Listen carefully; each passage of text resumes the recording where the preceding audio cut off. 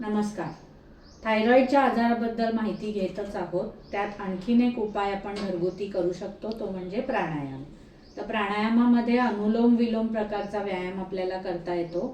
तर सगळ्यांना तो माहिती आहे, पण मी एक दाखवून ठेवते की तो एक्झॅक्टली कसा करता येईल.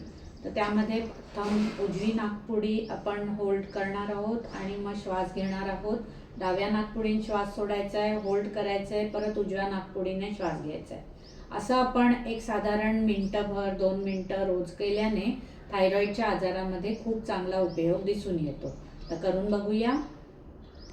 Inhale 2, 3, 4, hold 2, 3, 4, exhale 2, 3, 4, hold 2, 3, 4, inhale 2, 3, 4, hold 2, 3, 4, exhale 2, 3, 4, hold 2, 3, 4, inhale 2, 3, 4, hold 2, 3, 4, exhale 2, 3, 4, hold 2, 3, 4.